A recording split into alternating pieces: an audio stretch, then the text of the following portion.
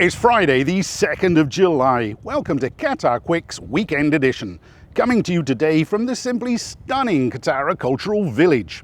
Let's kick off with a recap of this week's news, starting with last Saturday when Doha Festival City said they plan to open pop-up shops to support entrepreneurs in Qatar.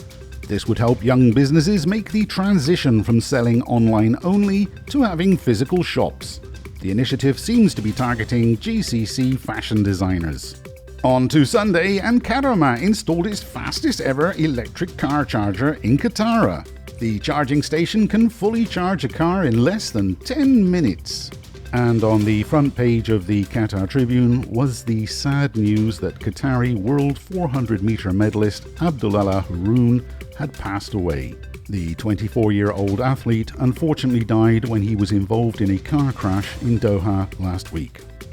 On Monday, it was announced that our ID cards, driving license and vehicle registration can now be stored on our phones as part of the metre 2 app.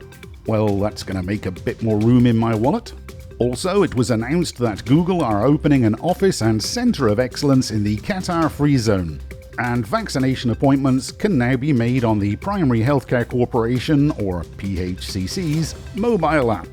On Tuesday, the Peninsula announced that the QNCC Vaccination Centre would be closed that day.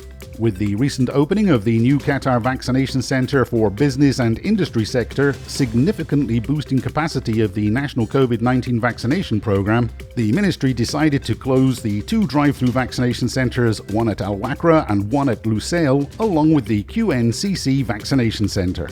On to Wednesday now, and there's a lot of bus news. The Minister of Transport and Communications opened the pilot operation of Mawasalat's electric bus charging station at Qarwa. Electric buses will serve the public transit plans for the FIFA World Cup Qatar 2022, and then from 2023 the electric buses will be used for public and school transport.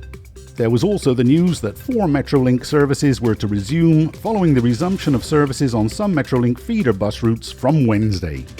Yesterday, both premium and super grades of petrol increased by 10 dirhams per litre each, which means premium is now 1.95 reals per litre and super is now 2 reals per litre. And Qatar Petroleum signed a deal to supply China with 1 million tonnes per annum of LNG commencing next year.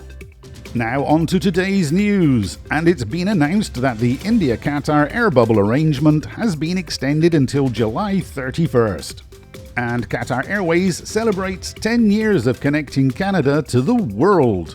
Since 2011, Qatar's commitment to the Canadian market has strengthened its international trade, tourism, and people-to-people exchanges. Hamad International Airport, the best airport in the Middle East, is the only hub in the region to offer service to both of Canada's largest cities. I'll be back with the weekly COVID update right after this. Find all the information you need on Qatar in Mahaba's up-to-date e-guides. They're completely free of charge and can be found on their website, mahaba.qa/e-guides. Now on to this week's COVID update, and I'm very pleased to report that recoveries continue to climb, with a further 1,057 in the last 7 days.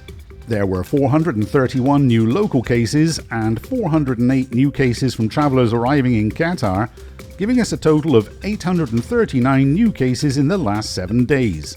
Interestingly, 51% of new cases were local and 49% of new cases were arrivals into the country.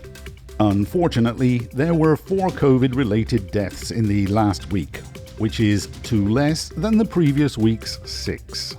And this means there are now a total of 1,641 active cases, 222 less than the previous week's 1,863.